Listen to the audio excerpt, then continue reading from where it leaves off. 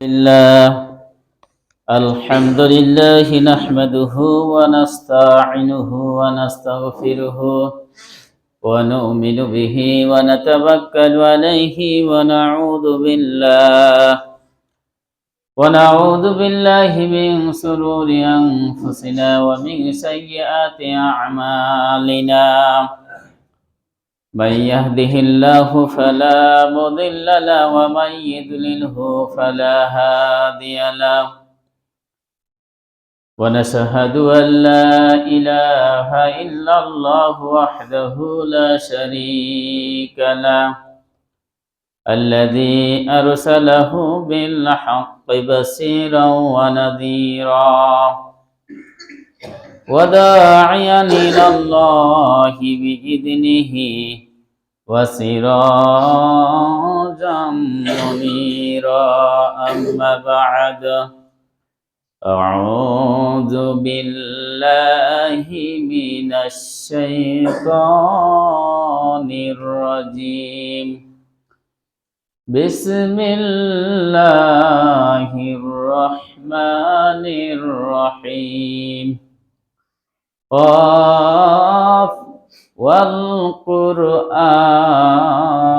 المجيد بل عجبوا أن جاءهم منذر منهم فقال الكافرون هذا شيء عجيب.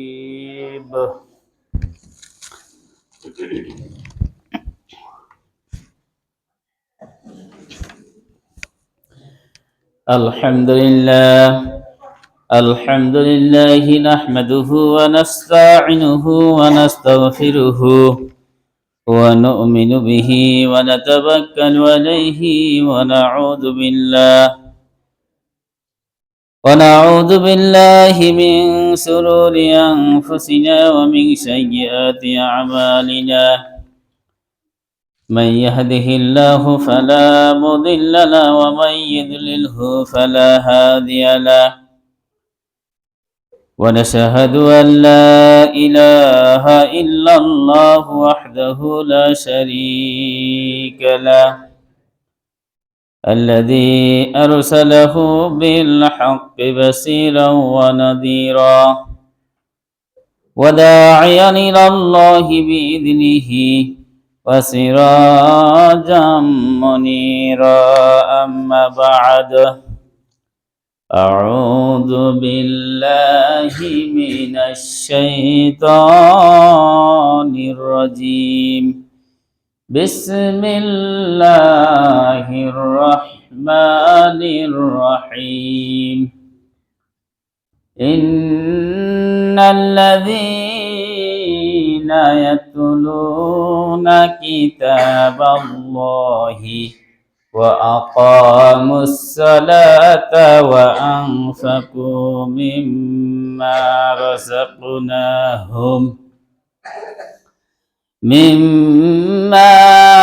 رزقناهم سرا وعلانية يرجون تجارة لن تبور ليوفيهم أجورهم ويزيدهم من فضله إنه غفور شكور. وعن أنس بن مالك رضي الله تعالى عنه قال رسول الله صلى الله عليه وسلم إنا لله عز وجل أهلين من الناس قالوا من هم يا رسول الله قال أهل القرآن هم أهل الله وخاصته رواه মুসনাদ আহমদ ও ইবনে মাজাহ। আমরা সর্বপ্রথমে সেই মহান রব্বুল আলামিনের দরবারে প্রশংসা জ্ঞাপন করছি যে মহান রব্বুল আলামিন আমাদেরকে জুমার মসজিদে আসার তৌফিক দান করেছেন। আমরা সকলেই বলছি আলহামদুলিল্লাহ। বিশ্ব নবীর শানে দুরূদ বর্ষিত হোক, সকলে বলছি সাল্লাল্লাহু আলাইহি ওয়াসাল্লাম। সম্মানিত উপস্থিতি, আমি আপনাদের সামনে গত জুমায় কুরআনুল কারীমের ফজিলত ও গুরুত্ব সম্পর্কে আলোচনা করছিলাম। আজকেও সে বিষয়টাই ইনশাআল্লাহ আলোচনা করব। তা আমরা সময় ক্ষেপণ না করেই সরাসরি আলোচনায় চলে যাই, যেহেতু সময় পাওয়া যাচ্ছে না। আমরা যেটা বলছিলাম যে পবিত্র কুরআনুল কারীমের মর্যাদা এবং গুরুত্ব সম্পর্কে আমরা আলোচনা করছিলাম। যে বিশ্বনবীর শেষ হাদিস যেটা বলেছিলাম যে খায়রুকুম মান তাআল্লামাল কুরআনা ওয়া আল্লামা, তোমাদের মধ্যে শ্রেষ্ঠ হচ্ছে সেই ব্যক্তি হচ্ছে তোমাদের মধ্যে সবচাইতে উত্তম ভালো, যে নিজে কোরআন শিক্ষা করে এবং অপরকে শিখিয়ে দেয়।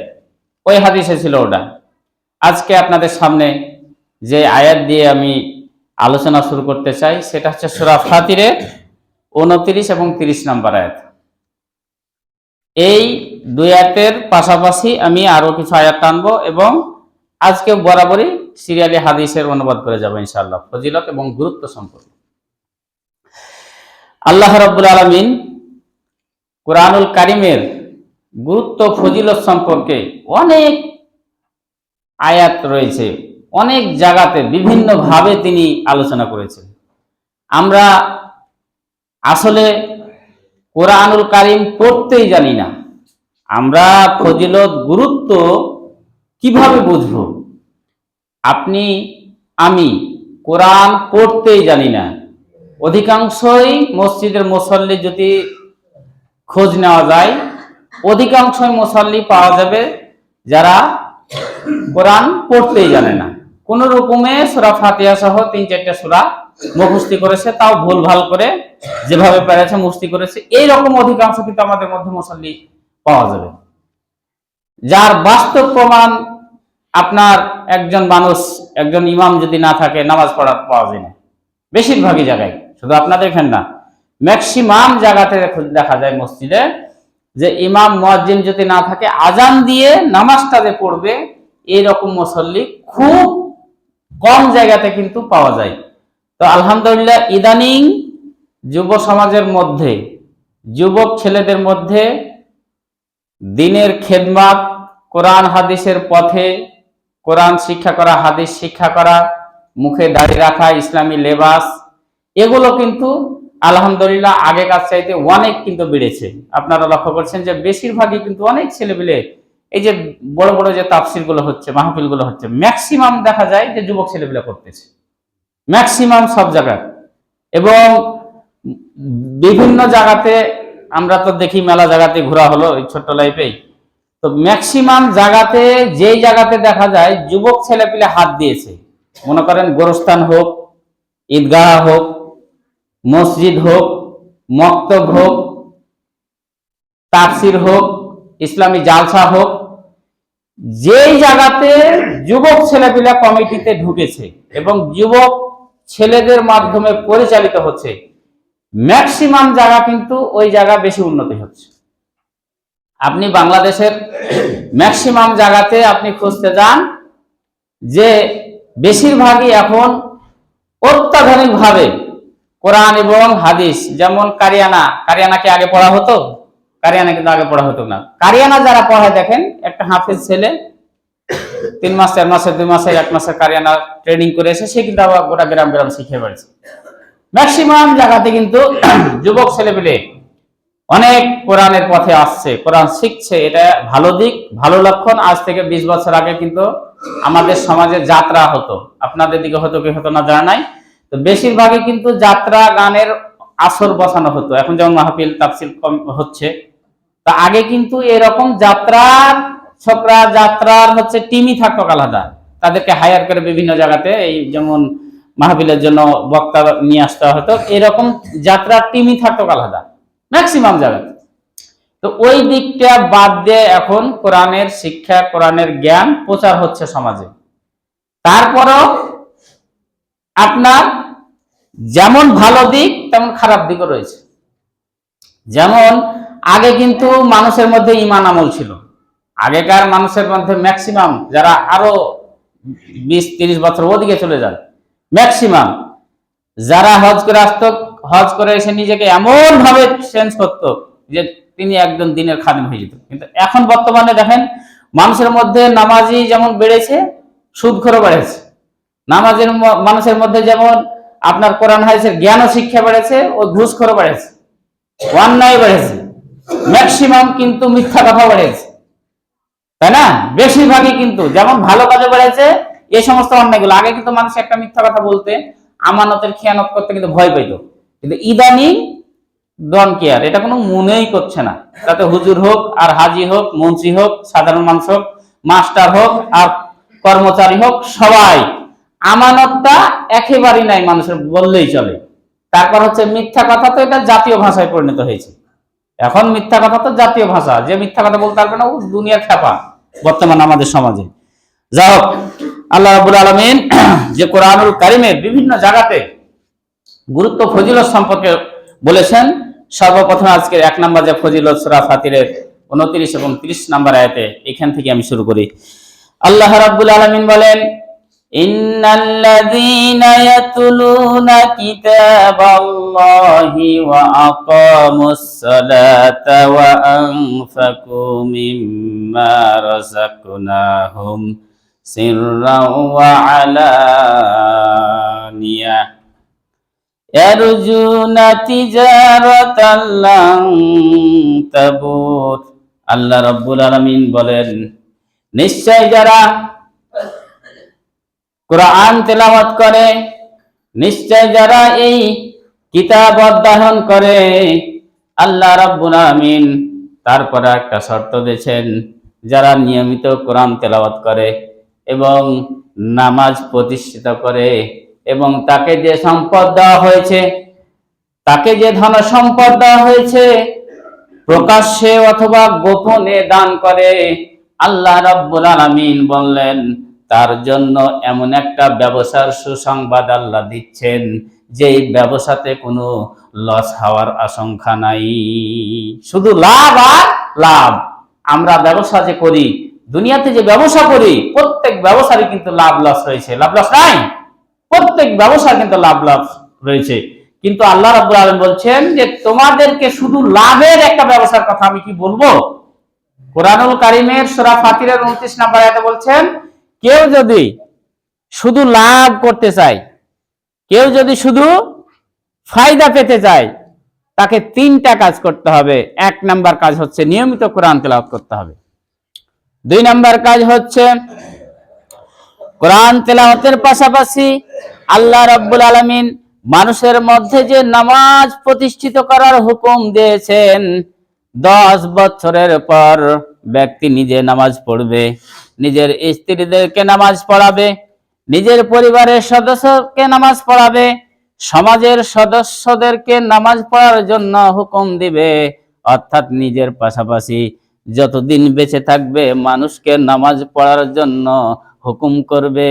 আর 3 নাম্বার কাজ হচ্ছে তাকে যে ধন সম্পদ দেওয়া হয়েছে, এই ধন সম্পদ হতে প্রকাশ্যে অথবা গোপনে যে দান করবে, আল্লাহ পাক বলছেন তার ব্যবসায় কখনো লস হবে না। এই 3টা ব্যবসার কথা আমরা কি জানি?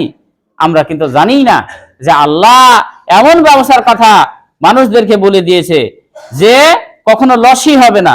যদি এই 3টা কাজ করেন তাহলে ব্যবসাতে লস হবে না। আরো 2টা পুরস্কার আল্লাহ পাক বলেন তারপরের আয়াতে, লিইউয়াফিয়াহুম উজুরাহুম। আল্লাহ পাক বলেন মরার পর ওই ব্যক্তিকে কিয়ামতের ময়দানে তার জন্য যে নেকি বরাদ্দ রয়েছে এই ভালো ভালো কাজগুলো করার জন্য, আল্লাহ পাক বলেন সম্পূর্ণ তাকে বুঝিয়ে দেওয়া হবে, পরিপূর্ণভাবে ওই নেকিগুলো তাকে বুঝিয়ে দেওয়া হবে কিয়ামতের দিন। লা যুলমান ইয়াউম। আল্লাহ রাব্বুল আলামিন বলছেন কিয়ামতের ময়দানে কোনো বান্দার প্রতি যাররা পরিমাণ জুলুম করা হবে না। ফামান ইয়ামাল মিসকালা যাররাতিন খায়রান ইয়ারাহ ওয়া মান ইয়ামাল মিসকালা যাররাতিন শাররান ইয়ারাহ।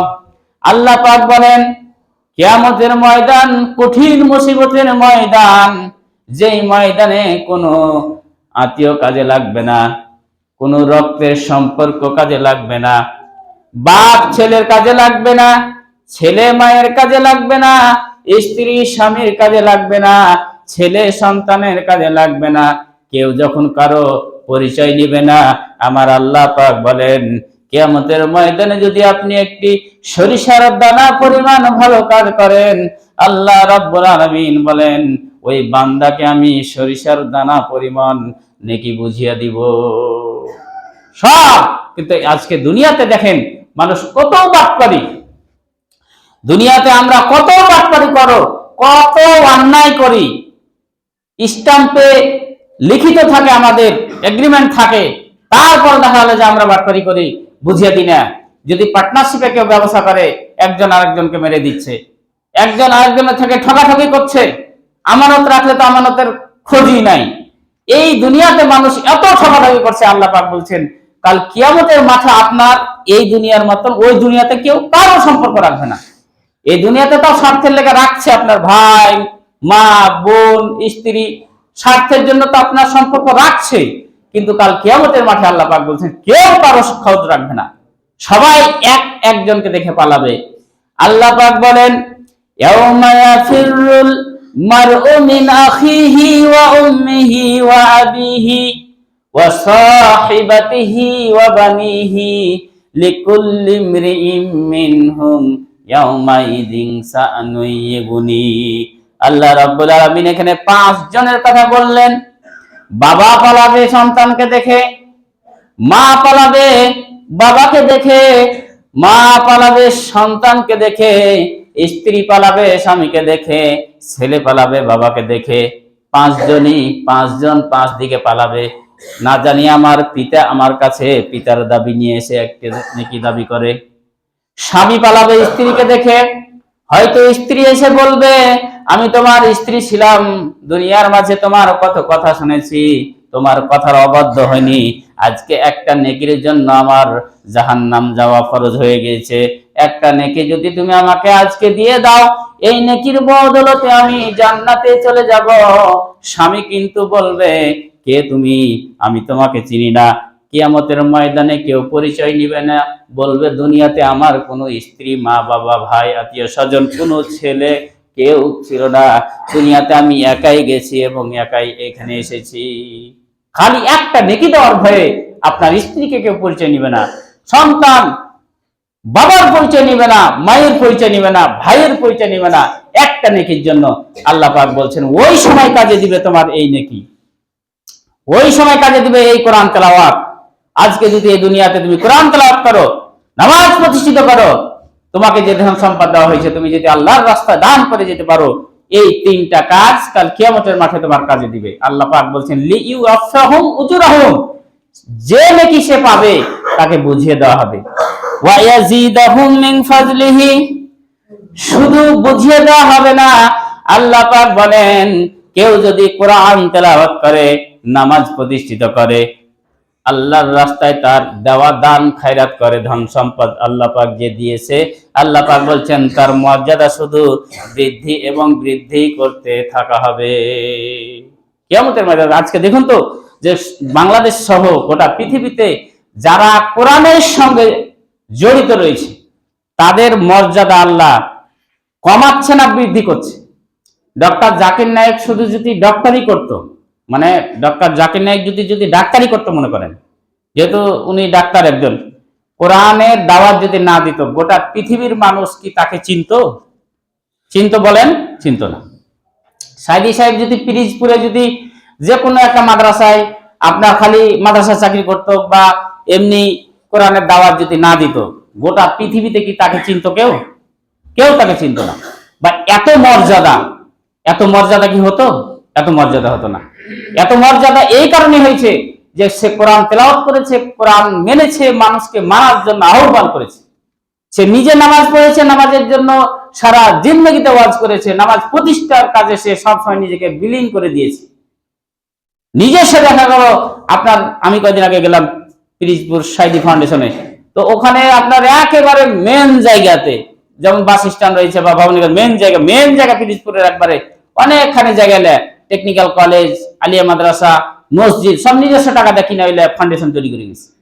এই যে ভালো ভালো কাজগুলো করেছে, মসজিদে লেখাপড়া মানুষ থাকছে, নামাজ পড়ছে, আপনার মাদ্রাসাতে মানুষ লেখাপড়া করে ওখান থেকে দিনের জ্ঞান চর্চা করছে, তারপর ওই কারিগরি কলেজ আছে, ওখান থেকে হাতে কলমে শিক্ষা করছে। তো এই যে আপনার আল্লাহ পাক যে ধন সম্পদ তাকে দিয়েছিল, ওই ধন সম্পদের মাধ্যম দিয়ে সে একটা কিন্তু কি নেকির কারখানা তৈরি করে গেছে। তো এগুলো যতদিন থাকবে, এই কোরআনের যত ছাত্র থাকবে, যত দাওয়াত দিয়ে গেছে, যত মানুষকে সে নামাজি বানিয়েছে, এগুলোর জন্য আল্লাহ পাক বলছেন তার মর্যাদা দিনে দিনে দিনে দিনে বাড়তেই থাকবে। একজন জেল খাটা আসামি 13 বছর জেল খেটে জেলের মধ্যে থেকেই মেডিকেল থেকে মারার পর আপনার আসামির জন্য কি কোনো মানুষ কাঁদে? একজন আপনাদের গ্রাম থেকে যদি মনে করেন মার্ডার কেস আসামি মেরে চলে গেল, তার জন্য কি কাঁদবে এত কেউ? যে ও হচ্ছে বেটা, ও হচ্ছে খুন করে গেছে, ও হচ্ছে একজন দাগি আসামি, সন্ত্রাস জন্য কি কেউ কখনো কাঁদে? কিন্তু কোরআনের কথা বলার কারণে, আল্লাহর কথা বলার কারণে তাকে জেলখানায় নিল। আল্লাহ বলছেন যে কোরআনের পথে থাকবে, ও যতদিন দুনিয়াতে বেঁচে থাকবে ওর মর্যাদা আমি বাড়াইতে বাড়াইতে একেবারে আকাশচুম্বী করে দেবো। ওই জন্য 13 বছর কেন, আরো যত জেলে রাখতো, হায়াত যদি আরো থাকতো, আজকে যদি বেঁচে থাকতো, বেচারার কি মান মর্যাদা আরো বেড়ে যেত। হিসাব করছেন আপনি? মরার পর লক্ষ লক্ষ মানুষ দেখা গেল যে তার পিছনে দৌড়াদৌড়ি করলো।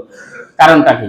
এটা আল্লাহর কথা, যে কেউ যদি কোরআনের পথে থাকো, কোরআনের পথে যদি চলাফেরা করো, কোরআন তেলাওয়াত করো, আমল করো, তাহলে তোমার মর্যাদা আমি বাড়াইতেই থাকবো। এখানে ইয়াজিদাহুম বলা হয়েছে, এটা হচ্ছে ভবিষ্যৎ এবং বর্তমান অর্থ দেয়, যে বর্তমানও বাড়াইতে থেকেছি, ভবিষ্যতে তোমার মর্যাদা বাড়াবো। যত দিন থাকবে আপনার আমাদের মাঝ থেকে যে স্বৈরাচার সেখানে চলে গেছে, একে ওই নমরুদকে যেমন গাইল দিচ্ছে, মীর জাফরকে যেমন গাইল দিচ্ছে, ফেরাউনকে যেমন গাইল দিচ্ছে, এরকম স্বৈরাচারকে গাইল দিতেই থাকবে মানুষ।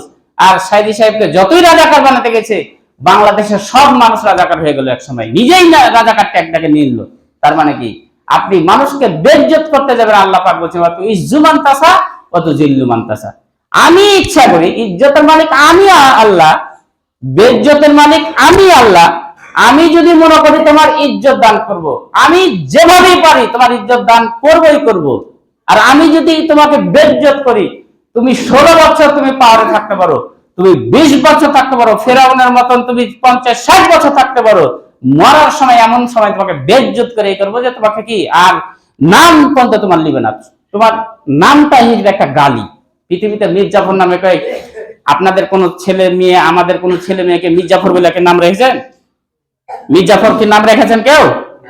তো মীর জাফর নাম রাখেন না কেন? মীর জাফর তো ভালো, একটা তো মানুষের নাম। ফেরাউন নাম আছে কি? নমরুদ আছে? কেন নাই? কারণ তাদের নামটা হয়ে গেছে গালি, তাদের নামটা হয়েছে কি গালি। তো আপনার আমার তো মনে হয় যতদিন বেঁচে থাকবে কোন বেটির নাম বোধহয় শেখ হাসিনা কেউ রাখবে না, ওই অনুসারী ছাড়া এটা বোধহয় কেউ রাখবে না। ওইটা একটা গালি হয়ে গেছে, ওইটা একটা কি হয়ে গেছে গালি। তো আল্লাহ পাক এটাই বলছে যে কোরআনের পথে আপনি আমি যতদিন না আসবো, ততদিন আপনার মর্যাদা, আমার মর্যাদা কিন্তু কি করবে না, বাড়াবে না। তাহলে 1 নম্বর মর্যাদা গেল, যে কোরআনের পথে থাকলে তার মর্যাদা আল্লাহ পাক কি করবে, বাড়াইতে থাকবে, তার নেকি পরিপূর্ণভাবে দিয়ে দিবে। এবং এটা একটা ব্যবসা, যে ব্যবসাতে কোনো লস নাই। তারপর হাদিস একটা বলি, কোরআনের পথে কেউ যদি থাকে, একজন ফকিরের ছেলেও কোরআন যদি শিক্ষা করে, তার মর্যাদা আল্লাহ বৃদ্ধি করে দিবে। হাদিসটা তিরমিজি শরীফের হাদিস, হাদিস হচ্ছে ইবনে মাজাহ 218 নম্বর হাদিস। হযরত উমর ইবনে খাত্তাব রাদিয়াল্লাহু তাআলা আনহু বর্ণিত, তিনি হচ্ছেন মক্কার গভর্নর। হযরত উমর মক্কার গভর্নর। দেখেন আমাদের বাংলাদেশের একজন কিন্তু গোটা দেশের প্রধান হচ্ছে কে? প্রধানমন্ত্রী, তারপরে হচ্ছে মন্ত্রী, তারপর হচ্ছে এমপি, তারপরে হচ্ছে উপজেলা চেয়ারম্যান, ইউনিয়ন চেয়ারম্যান, তারপর হচ্ছে মেম্বার। এভাবে আমাদের একটা পর্যায়ক্রমে চলাচ্ছে না? কিন্তু সব নেতার বড় নেতা হচ্ছে প্রধানমন্ত্রী। যে প্রধানমন্ত্রী পদে থাকবে সেই হচ্ছে বাংলাদেশের সবচেয়ে কি প্রধান। তো মক্কার প্রধান হচ্ছে হযরত উমর ইবনে খাত্তাব। তো মক্কার ওই এক জায়গার দায়িত্ব দিয়েছে, আর একটা জেলার দায়িত্ব দেওয়া হয়েছে হযরত নাফে ইবনে আব্দুল হারিস। হযরত উমর বলেন, নাফে ইবনে হারিসকে আমি জিজ্ঞাসা করলাম, লাকিয়া উমর ইবনে খাত্তাব উসফান, মক্কার একটা জায়গা উসমান নামক জায়গাতে উমর ইবনে খাত্তাব ওই নাফে ইবনে আব্দুল হারিসের সঙ্গে দেখা করলো। দেখা করার পর বলল ওমর, ইস্তামালাহু আলা মক্কা ফাকালা ওমর মান ইস্তাখলাফতা আলা আহলিল ওয়াদি। হযরত ওমর নাফিকে জিজ্ঞাসা করলো, তোমার নিচে যে গ্রাম রয়েছে ওই গ্রামের দায়িত্ব তুমি কাকে রেখেছো? অর্থাৎ তোমার যে প্রশাসনিক বিভাগটা রয়েছে তোমার রাজ্যের, ওই রাজ্যের প্রশাসনিক বিভাগের নেতা কে হয়েছে? হযরত ওমর জিজ্ঞাসা করতেছে। এখন আমাদের উপজেলাতে কেউ একটা চেয়ারম্যান আছে, ভাইস চেয়ারম্যান আছে, এইভাবে ভাগ আছে। কেউ হয়তো উপর থেকে আসলো, মন্ত্রী এসে, এমপি এসে জিজ্ঞাসা করলো যে এই চেয়ারম্যান সাহেব তোমার ভাইস চেয়ারম্যান কে, উপজেলার ভাইস চেয়ারম্যান কে, এভাবে জিজ্ঞাসা করতো। তা হয়তো তোমার আসলো, আসার পর না থেকে জিজ্ঞাসা করছো যে তোমার প্রশাসনিক বিভাগের দায়িত্ব কি আছে? হযরত ওমর তখন বললেন, ইস্তাখলাফতু আলাইহি ইবনে আবজা, আমি ইবনে আবজাকে সেই দায়িত্ব দিয়েছি। হযরত ওমর বলল, মান ইবনে আবজা, এই ইবনে আবজাটা কে? একে তো চিনতে পারলাম না। ক্বালা রাজুলুন মিন মাওয়ালিনা, হযরত নাফে বলল, সে হচ্ছে আমাদের একজন দাস, সে হচ্ছে গরীব শ্রেণীর একজন দাস, একজন দাসের ছেলে, একজন গোলামের ছেলে। হযরত ওমর বললেন, ক্বালা ওমর ফাস্তাখলাফতা আলাইহিম মাওলান, হযরত ওমর আশ্চর্য হয়ে গেলেন, তোমার রাজ্যের মধ্যে দাস বাদ সম্ভ্রান্ত কোন ব্যক্তি তুমি পেলে না, এত গুরুত্বপূর্ণ একটা পদ, ওই পদে একজন গোলামকে তুমি নিয়োগ দিলে। যখন শুনে তিনি অবাক হয়ে গেলেন যে কি ব্যাপার, তুমি আর লোক খুঁজে পেলে না? এমনিতে মুসলমানকে দেখতে পারে না, ইসলামকে মানতে পারে না, আবার তুমি একটা গোলামকে কি করছো, একটা সম্মানিত লোক ওখানে দায়িত্ব দিতে, একটা গুরুত্বপূর্ণ পদ। হযরত নাবে বলছেন, আমি তিনটি গুণ থাকার কারণে তাকে দায়িত্ব দিয়েছি ওই প্রশাসনিক পদের।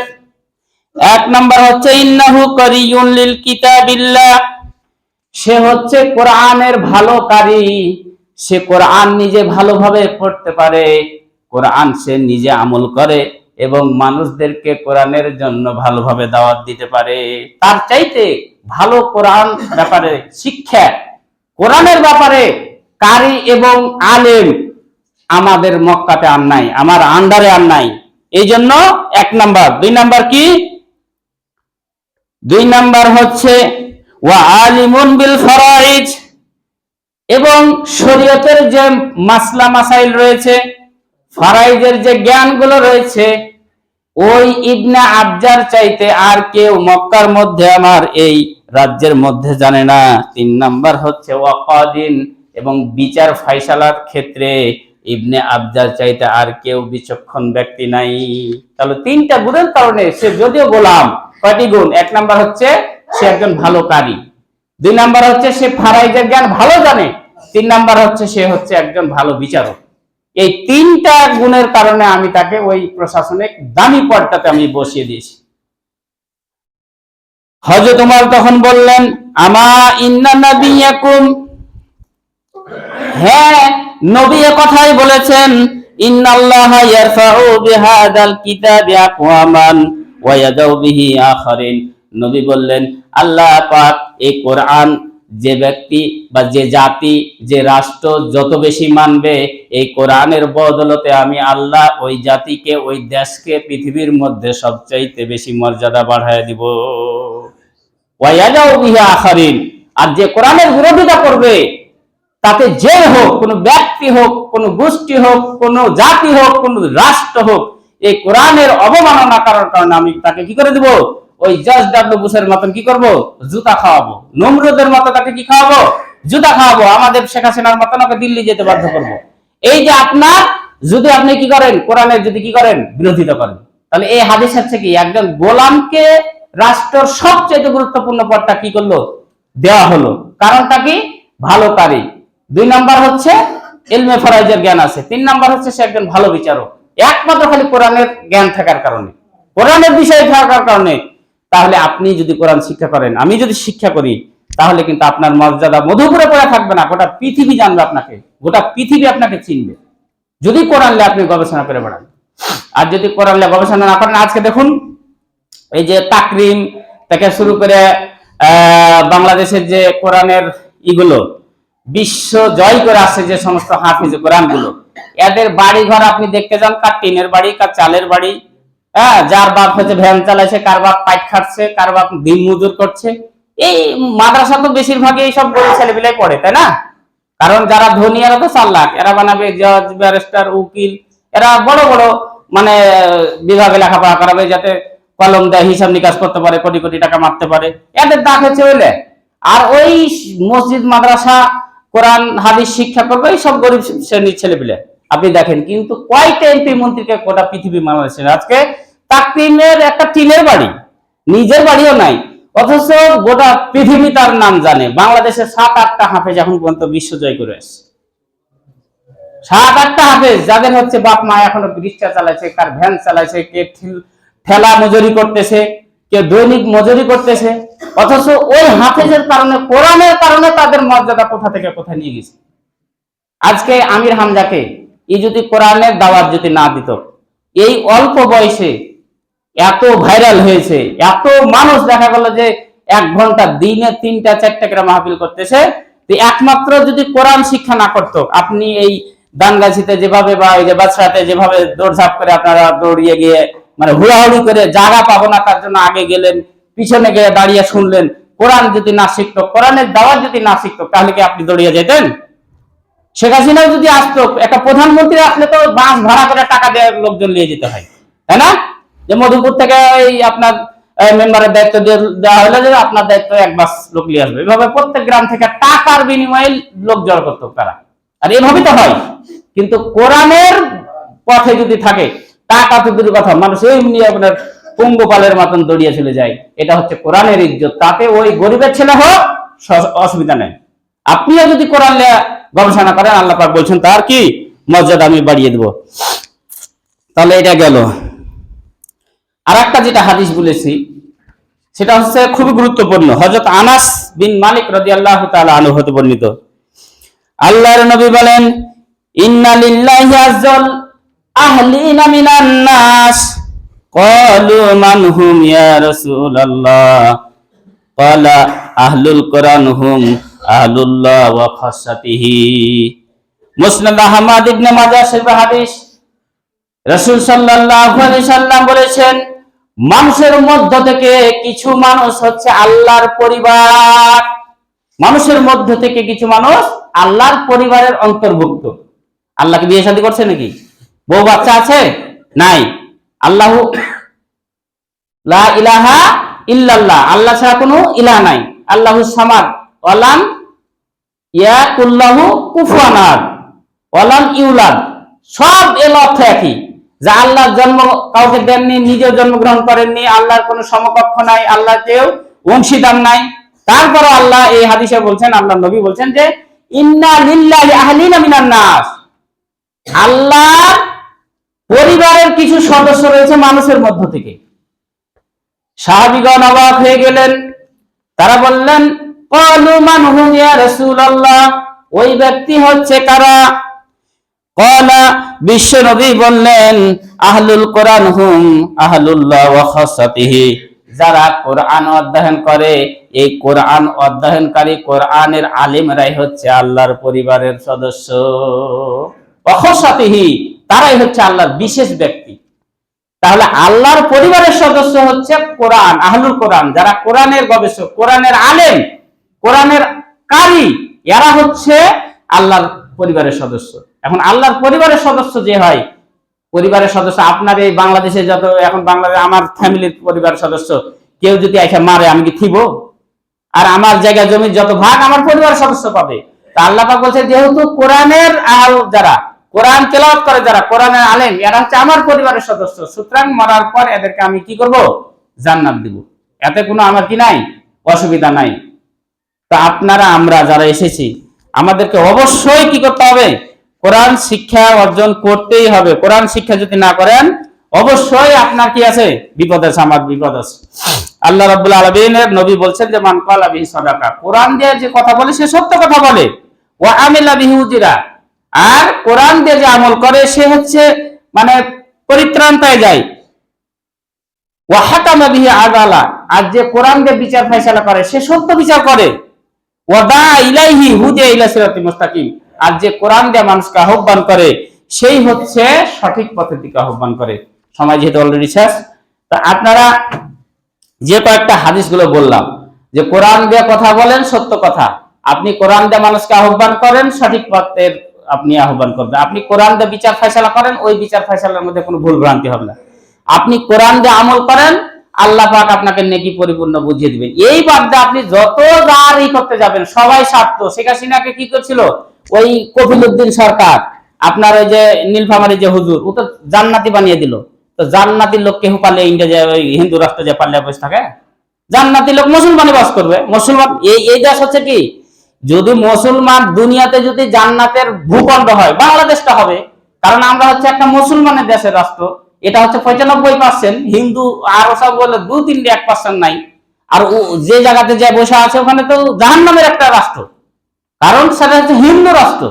তাহলে দুনিয়ার স্বার্থে লেগে নিজের টাকা পয়সার লেগে হুজুরও চেঞ্জ হয়ে যাচ্ছে, হুজুরও চেঞ্জ হয়ে যাচ্ছে, পোল্টি খেয়ে যাচ্ছে। মানে আপনাকে পাম্পটি মারতে মারতে ভুলিয়ে গেছে যে কোরআন হাদিস খুলে চলে গেছে। আমি কি যে বলছি নিজেও বুঝতে পারে না। মানে দুনিয়ার দুটি একটু ক্ষমতা আল্লাহর জন্য। যাও, আমি আপনাদের আহ্বান করব কোরআনের ফজিলত যেহেতু গুরুত্ব, কোরআনে থাকি, কোরআনের পথে চলি, তাতে যা হবে হোক।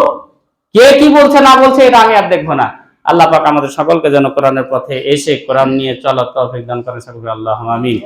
আর নিয়মিত যারা কোরআন শিখতেন, যারা কোরআন পড়তে জানেন না, আপনারা যারা কোরআন পড়তে পারে তাদের কাছে কোরআন শিক্ষা করার চেষ্টা করেন। কারণ কোনো প্রকারের অজুহাত চলবে না যে আমি কোরআন শিখতে পারিনি, গরিব ছিল, মসজিদে আমার শেখার কোনো ব্যবস্থা ছিল না, কোনো প্রকারে চলবে না। ফেরেশতা খালি বহারা ফেরেশতা পিটে একবার ব্যালেন্স করে দিবে। বুঝেননি কথাটা? ওই যে রিমান্ডে যেমন লিয়ে একবার পুলিশেরা আইনা ঘরে ঢুকে ফাটিয়ে ফেলে দিয়েছে, তো এই ফেরেশতার বহারা কিচ্ছু বুঝবে না, আর খালি পিটাই কাজ। আপনি যত বকবেন ও বলবে যে আমি কানও শুনি না, আমার বহারা আমি খালি চোখে দিকে পাঠিয়ে ফেলে দিব। হ্যাঁ, তো এরকম হচ্ছে কোনো অজুহাত চলবে না, কোরআন শিখতেই হবে আপনাকে আমাকে। আল্লাহ পাক আমাদের সকলকে যেন কোরআন শিখার তৌফিক দান করেন, আল্লাহুম্মা আমিন। এই বলে আমার সংক্ষিপ্ত বক্তব্য শেষ করলাম। আমা আলাইনা ইল্লাল বালাগ। আপনাদের সকলের দাওয়াত।